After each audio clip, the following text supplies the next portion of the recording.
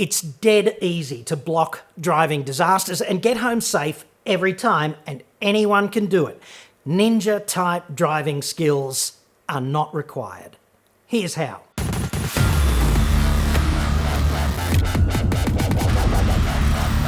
I'm John Cadogan from AutoExpert.com.au, the place where Australian new car buyers save thousands off their next new cars. Hit me up on the website for that. This is part 2 of a 2-part series on how to drive safely. This is actionable information for you if you want to stack the deck in your favour and get home safely every time. In part 1, we spoke about skills and tactics, right? Skills are like evasive manoeuvring. Tactics are more like the choices that you make upstream of some critical incident. Have you got, both hands on the wheel? Are you paying attention? Stuff like that. Skills and tactics are not mutually exclusive propositions. You can have both, but skills are hard and tactics are easy. And I'm a skills guy, but if I had to take only one of these out on the road, skills or tactics, I choose tactics every time. Every time. Because skills only help in an emergency, but tactics stop you getting close to needing them. Ever. There's a notorious psychology professor dude named James Reason, and you can Wikipedia the crap out of him if you like, subject to Wikipedia being a verb, and I don't think it really is. Anywho, Professor Reason has a somewhat famous theory about disasters and how they occur. It's called the Swiss cheese theory, which is a real thing and it works. It's a scientific theory and not just an hypothesis. So basically, you've got a hazardous environment. It can be any hazardous environment, a nuclear power plant or just driving a car on a highway travelling at 100 k's an hour. Inherently, there is the potential for disaster, I think you'd agree, because if you hit some big tree at that speed, even in the safest car on earth, you're going to die because physics. So, separating the hazard from the disaster, you've got all these layers of defence. You could think of them like protection. They might not be apparent, but they're all like slices of Swiss cheese, metaphorically, okay? Hence the name of this theory. They've all got holes in them because they're all imperfect protections, hence Swiss cheese, okay? You can have civil engineering protection and airbags and stability control and all of the choices that you might make about driving. You can choose to check your tyre pressures or not. It's completely up to you. Each one of those defences is a slice of Swiss cheese with a hole in it. And when you go out on the road, you take all the slices and you throw them up in the air and see what happens. You can freeze frame on that like a thought experiment, if you like. That would be you driving your car at some particular point on your journey. Statistically, okay, the grim reality is that every time we drive about 200 million kilometres collectively here in Australia, there's a bad freeze frame. And by bad, I mean that all the holes line up for someone and suddenly there's no barrier between the hazard and the disaster. There is an unsurvivable event, usually some big crash. The Grim Reaper chalks somebody up that day, maybe you. You don't get to come home. Instead, the cops knock on the door, right? And it is the worst day of everyone's life. Everyone you know, everyone you care about or cares about you. Like, Happy New Year, right? Dad's not coming home, whatever. The point about James Reason's theory, the cheese, is that if you could jump in a time machine and just go back in time and nudge one or two of those slices out of place, the tragedy doesn't happen. Because there's no pathway then, okay? The holes no longer line up. In practice, this would be as simple as just saying while you're in the car, well, golly gee, Jim Bob, that looks a bit dodgy down there. I might just get off the gas and cover the brake pedal. I might get myself ready to stop. You might even still crash if you do that, but it might be slower and you might survive, okay? Every other failure pathway of that system remains exactly the same. The civil engineering, the airbags, the whatever, okay? It's all the same. But if you nudge the tactics needle just slightly over, you get to come home, okay? And that's kind of important. There's no celebration that you cheated death when you get home, okay? No happy tears when you walk through the door. Nobody DMs you from the afterlife about that appointment that you missed. Still, It's worth doing, I think you'd agree. All you did was you nudged one or two slices, right? And disaster got blocked and everyone lived happily ever after. And that's what we want here. You don't even have to be a Jedi master of driving to achieve this, because tactics beat skills. All you need to do is make better choices. Deciding something looks iffy and getting off the gas, that's so easy, a politician could do it.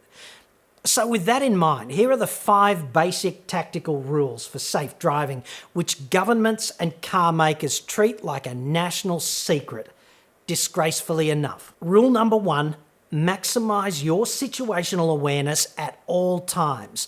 Look further down the road as far as you can see. Lift your vision. Always look where you want the car to go, like always, okay? No exceptions. If that means turning your head and looking through the side glass to get yourself around a bend, don't stop there at the A pillar. Look past it through the glass. Do that. It's kind of important. It's even more vital in a crisis, I'd suggest, because if you have a blowout, whatever, and the car is sliding and it's like totally chaotic and you're not prepared for it, just do me one favour. Do one thing and do it very well. Look where you need to go, which would be back on the road in your lane. Look there, because that is where you will steer. Your eyes are what directs your hands. So eyes are what steers cars, okay? Do not look at what you want to avoid, because you're going to hit it. Look at the solution, not the problem. Never forget this rule, you know. Vision is so critical. Always look where you want the car to go. Rule number 2, also dead easy, drop back from the car in front. Give everyone the biggest buffer of space that you can. At any speed, okay, more distance is more time to react if something goes wrong. Proximity to the car in front is a choice that you make every time you drive. It just doesn't happen. You're just not up the arse of the car in front because, oh, I didn't know what was happening. This is a choice. You made it. Drop back. If you're further back than you think you reasonably need to be from the car in front, that's probably about right. Long distance driving, I get it, okay? It's tremendously boring, right up to that point where it's not. And then it's very exciting indeed. Disasters unfold very quickly at highway speeds, okay? And when they do, you need every available inch of space. Time, they're the same thing. Rule number 3, okay? Drive with both hands on the wheel. And it's got to be 9 and 3. Not optional. Not 10 and 2. Not one-handed. Definitely not driving with your knees because, hey, juggling this and that. 9 and 3. Thumbs on the thumb rests at 9 and 3 because, hey, that's why they're there. Therefore, when you drive like that, you are indexed, physically indexed, neurologically locked, referenced to the straight ahead steering position. It's one less thing to think about when cognitively overloaded when something goes wrong because, hey, cognitive overload is a real problem. If your hands are all over the place on the wheel, okay, or not on the wheel, if you're suddenly in a critical, chaotic situation, you won't have time to figure it all out. Losing directional awareness is an unmitigated disaster. It's like this. It's eyes, hands, where you want the car to go. If you blow this, you just handed the Grim Reaper the chalk. And it's so simple to get this right. It's a tactical choice. Hands at 9 and 3. Rule number 4, plan B. Like, have one, okay? Drive like a pilot. Pilots are always saying to themselves, where will I make a forced landing if the engine fails right now? At least the good pilots are saying that. If you should need to pull over right now, okay, where's the nearest spot that is systematically insulated from the dangers of passing traffic? You need to know because there's not going to be a bunch of warning if the engine suddenly fails or if you get a flat tyre. If there's a car stopped, you know, it's down there somewhere, 300 metres away, you've got like 10 seconds to figure out how not to clean up a kid if they run out as you pass. So, exactly how are you going to do that? the pro tip there, okay? You get off the gas now, you slow down, you maximize the safe lateral separation, and you get ready. You do it now. You assess, you identify, you act. That's how you do this. You implement plan B the minute you notice something is wrong. When it's wrong, you act, okay? If there's a blind crest ahead, what are you going to do if there's an obstacle just over the other side? Some dude with a caravan is like all over the road, stop because he's broken down and he can't move, whatever. Can you get around some obstacle? Can you stop inside the length of real estate that you can see ahead of you, okay? Pro tip there, okay? If you can't stop in the length of road that you can see in any driving situation, you are driving too fast, irrespective of the speed limit. Rule number 5, react early. Do not wait until you are right on top of some threat. And I get it. It's hard to get into gear mentally after 90 minutes or 2 hours of not very much going on, just driving down the highway, mate, right?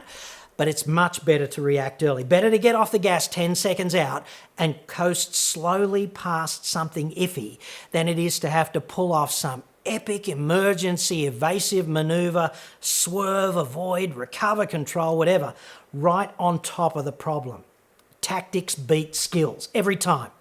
10 seconds is an eternity behind the wheel. 3 seconds can be an eternity in the domain of life and death. If you want a 6th rule, rule number 6, like some sort of bonus, here it is, okay? This is not really tactics. This is about if there's a critical situation. If there's an emergency, if you've been blindsided by some threat and all of this planning is out the window, just brake as hard as you can, as early as you can. Look where you need to go, right? Eyes, hands, go there, where you need to go. Stay on the brakes until the scenery stops. If you're going to crash, okay, slower is always better than doing it fast. These are the most basic rules. 5 for tactics and 1 for skills. If everything goes wrong, just jam the brakes on and keep looking where you need to go and wait for the scenery to stop. Everyone can do all 6 of those rules, I think you'd agree, but you might also choose to think about driving like this. And when I talk to people and groups, whatever, about this stuff, sometimes they respond better to this chat. To me, driving is like the upbeat DEFCON system defining the threat of nuclear war, all right? There's a cheery topic. DEFCON's been around since the Cold War, I think, and it's got 5 levels, all right? But on my world, driving DEFCON has got like 4, okay? And I colour code them from green to red based on threat assessment. It goes like this: green, yellow, orange, red. Pretty simple, 4 levels in order of increasing threat. Green is like, you know when you're on the sofa at home, you're watching TV and patting the dog? You can be completely out to lunch mentally in that nice, safe, green environment. And I think you'd agree we all need to do that from time to time. It's kind of good for our mental health. But on my world, driving is never green. However, for a lot of people it is, and that's tragic. Sometimes it ends tragically. If you're driving and it's all green, you're doing it wrong. If that's you, I've been talking to you this whole time. It's time for you to change up because the world around you is yellow at best when you drive. Yellow is like normal, uneventful driving. It's driving's best case scenario, okay? You're kind of relaxed in a yellow environment, but you're ready, you're looking ahead, your hands are indexed at 9 and 3, and you are situationally aware and alert, but relaxed, because you can't drive well if you are continuously a ball of stress, worried about what's going to happen. You just make threat assessments, you develop plan Bs. For me, that's what normal driving is. And orange is like, boom, suddenly, something just doesn't fit in a yellow environment. You're profiling the environment, all right? And something looks bad, potentially, down there. Potentially there's a problem. You've seen it down there. It's a few hundred metres away. Or maybe there's some nutbag just behind you and he's closing on you at high speed. The world turns orange. Here's a better example, okay, which you have seen in like 100 Netflix B-grade movies, all right? You're in an alley, nighttime, the wrong dude, he's just there, Bam, it's orange. He's just wrong. He looks wrong. He's standing wrong. He's potentially a threat, okay? It's a big, fat orange flag. This is not the time for you to be betting the farm on proceeding as if the world is going to continue in its pleasantly yellow colour. Orange is like, in that context, in the alley, right? Where are the exits? Where's the cover? What assets can you deploy? Can you outrun this guy? If you have to fight, though, how can you get him to stand on your X, you know? How does he move? Is he left-handed or right-handed? Face-to-face in the alley, orange is like that. You have to size all of this up in an instant and act, okay? On foot, behind the wheel, it's all the same. There's just different actions. Philosophically, it's the same. Driving a car when the world turns orange is exactly the wrong dude in the wrong alley, but you're moving at 30 metres a second in a potentially more brutal environment with less time to react. So that's nice. Orange is when you assess, identify, act, okay? Get off the gas, cover the brakes, make space, brake now, whatever. You put your plan B, which you have had ages of time to develop, back when the world was yellow, you put your plan B into motion. And then red, right? Red is like the worst case scenario. That's what you're trying to avoid. You are completely reactive in a red environment. This is a proper driving emergency requiring a critical skill type response. It's like that sketchy Netflix dude in the alley. Well, maybe he just pulled a knife. That's bad. Edged weapons, right? So unfriendly, I think you'd agree, on Netflix. Red is the only time that driving skills actually matter. On the road or hand to hand, I mean, it's all the same. I think you'd agree, it's better to do everything you can with those upstream Swiss cheese slices to prevent this problem earlier in a nice yellow environment. That's what we want. Like, why are you even in that alley, okay? On Netflix, the alley confrontation scene is written into the script because it adds to the drama. It's pleasant to sit there on the sofa in that green environment and watch. But it should not be in your real life script, okay? Because it's not dramatic. It's not an improvement for you if you're actually in that situation. You should have remained out of the alley, perhaps, where the lighting was better and there were lots of people around in an environment where you typically don't get mugged at knife point. Like, behind the wheel, in that situation, why didn't you just start slowing down 10 seconds ago? That's Tactics 101. If the world goes red, you have already made a series of errors and now it's time to pay, and you don't want to be there. Happily enough, if you do everything I just recommended, number one, lift your vision, look where you need to go. Number two, drop back from that car in front. Number three, hands indexed, 9 and 3. Number 4, plan B. And number 5, react early. If you do that, if you make that your driving mission behind the wheel, your driving will remain overwhelmingly yellow and only occasionally will it go orange. I mean, that's as bad as it's ever going to get. You won't need those high-level skills, which you probably don't have time to develop and or maintain. So that's a bonus.